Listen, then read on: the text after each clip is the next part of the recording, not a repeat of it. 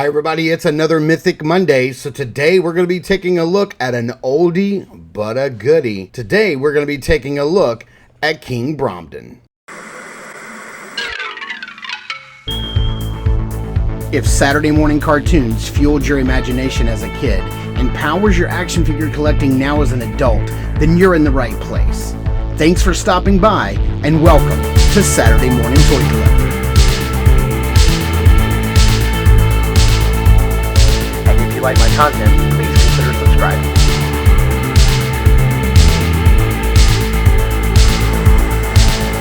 So I just wanted to let you guys know that no, I didn't get super lucky and get King Bromden in the recent mystery box sale. You guys saw that video, you know exactly who I got. No, I was actually lucky enough to get King Bromden way back last November at Legion's Con.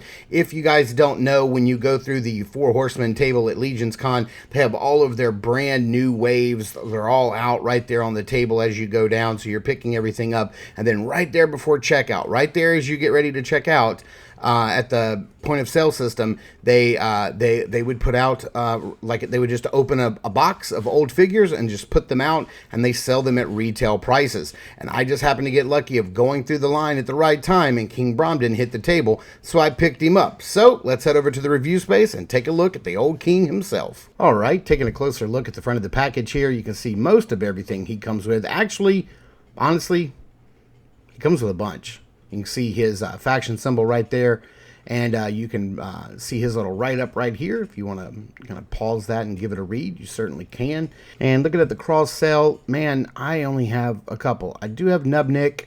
I don't have the rest of these at all. I would love Azza. I do have Lord Adon, and I would love to have Faunus. But yeah, there's a write-up of the current state of Mythos, and then we're also going to be adding the action figure armory Death in Plastic King Bromden cape that I picked up off of eBay. So let's take a closer look at everything he comes with. All right, starting off, he does come with your standard back pegs for the two different styles of wings and the shield adapter. He does come with that standard 1.0 style belt.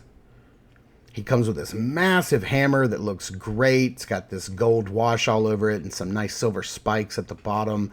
Again, we looked at this hammer recently with Hadriana, so we're just getting another one here. Man, this thing looks good. I dig it. And the head does come off. If you want to replace that with anything else, you certainly can. We do have this massive dwarf sword here, and you know, like the hammer, it does have this kind of gold wash on it. That makes it look a little old and tarnished, and I think that's kind of neat. I like it, how it looks a little old and battered. Looks really cool. We do have this nice axe that we've seen, this dwarven axe we've seen a few times here, but it's cool to get it in this colorway. And we do have this nice shield. I don't know if that's Bromden's face on that shield. I'm sure it is. And then hopefully you guys can see that the eyes are like this red, translucent, like kind of like this deep red plastic look, which is really cool. Kind of looks like jewels. I dig that a lot. It's a nice little detail they didn't have to add, but they did. And then this beautiful dwarven crown. It absolutely looks like a crown befitting of an old dwarven king. I love this piece right here. It looks great. Then we have these really nice shoulder pauldrons, which I love so much. They're carrying over that black and brown and gold theme from the rest of the figure. They look great. Can't wait to see them on him and how they work. And then I totally forgot that this figure came with this head sculpt, which I think is great. This little bat helmet topper is removable. It does come off. You can replace that with anything else you would like, if you like feather plume or whatever. But man, this looks really good, and I am really, really excited that it came with this. I totally forgot about it. And then he does come with this cape, but as you can see, like, this is the old style cape. Look at that. My holes aren't even punched properly. They're very small. They're very close to the edges. And, you know, honestly, I may show this on the figure, but we're going to be replacing it. It is kind of stretchy, and that's kind of cool, but it's just not going to serve the purpose for this figure for me. I'm going to have to replace it, which is why we already talked about that. And then here is Bromden himself, looking mighty exquisite. I love that head sculpt. It just looks really, really good. I dig it. I gotta say, I'm probably not the biggest fan of this fur piece that's on here, the synthetic fur piece. It kind of hides the beautiful sculpt of the armor and everything. So yeah, I mean, this armor is so exquisite and so beautiful. I think I just want to show that off. So let's see if this is easily removable. The head just comes right off, and then this is just a piece that just, yeah, you know what? This little baby Sasquatch is going to go in the package, and we're probably going to leave that there from now on because this armor just looks so beautiful. That beard is great. All the wash and the highlights in there look really good. I just wanted to show off this chest piece. Now we've seen this armor many times before. We've seen it painted many different ways, but I've never seen this gold and black and brown motif with the silver chainmail underneath. It just looks fantastic. It looks nice and shiny. It looks like the armor of a king, and I really appreciate that. Let's go ahead and pop the pauldrons on while we've got the head off, and let's see what that looks like. Oh man, they pop in very nicely, and I know this guy's been sitting around for a while in a warehouse, and he's been sitting in my collection since November unopened. But man, I love that. I love the gold pieces there on the back, and that just looks fantastic. Let's pop the head back on, and yeah, he's looking mighty fine with those pauldrons on. I think I love it. Let's see here. Let's pop this other head on because I want to see what this looks like, and oh my goodness, this is incredible. I mean, if Bromden was easier to come by, I think I would definitely pick up a second one just to have this Black Dwarf Knight on my shelf. He just looks fantastic. That's just too awesome. You know, leave it to the Four Horsemen to give me making a hard decision as to which head sculpt to leave on the figure on my shelf. But let's fit this crown on there, and man, that fits on there nice and snug. That's beautiful. It doesn't feel like it's gonna, yeah, that's not coming off at all. That's on there very nice. I love it. Man, this is just incredible. I am so happy that I picked this guy up and that I have him in my collection, and that I didn't have to pay 120, 140 bucks for this guy. Now, I did put the cloak on, the cape on off camera. There's a lot of work to it. It bunches up too much in the middle because of where the holes are placed, and you can barely get it to, like, because of how bunched up it is at the top, you know, it doesn't really want to like wrap around to the front at all. Even if you put it under the pauldrons and tuck it, yeah, it's just not really working for me. That's ultimately why I wanted to get an additional cape for this guy.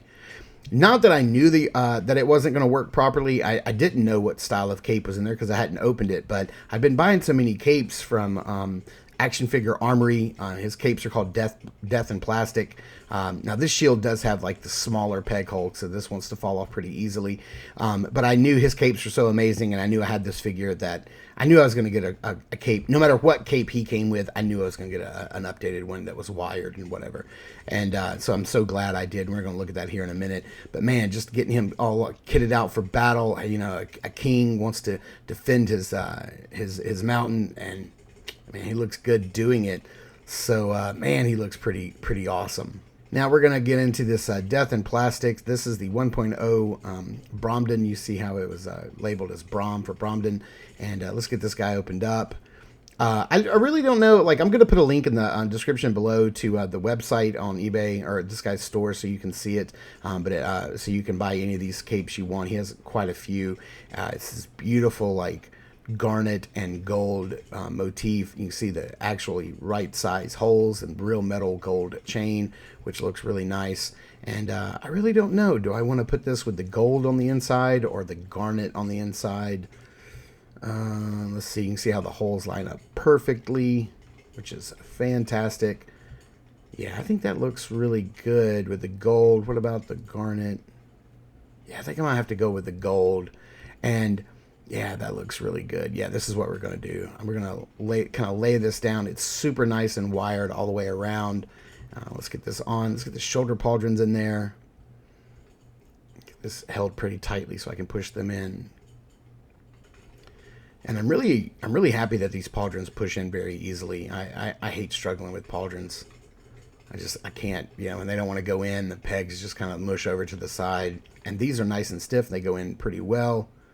There we go. Looking really good. And man, look at that. The golds match up with the color, and it looks like that chain's coming from the shoulder pauldrons, the little cape clips right there.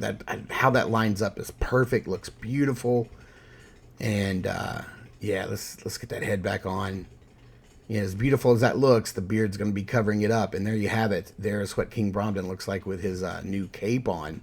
And that looks pretty fantastic. Oh man, I'm really happy with this. So I think what we need to do now is get King Bromden with some other Mythic Legions for size comparisons and see how he stacks up to other legions in the line. All right, here we're going to bring in a couple of smaller guys. At first, we're going to bring in my custom sort of Hobgoblin. I think that's the head from the Heads pack. And then we have in Swig. So let's get this out of the way. Let's bring in another little guy. Let's bring in King Noglin, who King Bromden is going to be kind of partnering up with. And then my custom Thistlethorn. So you can see how he stacks up with other small guys in the line.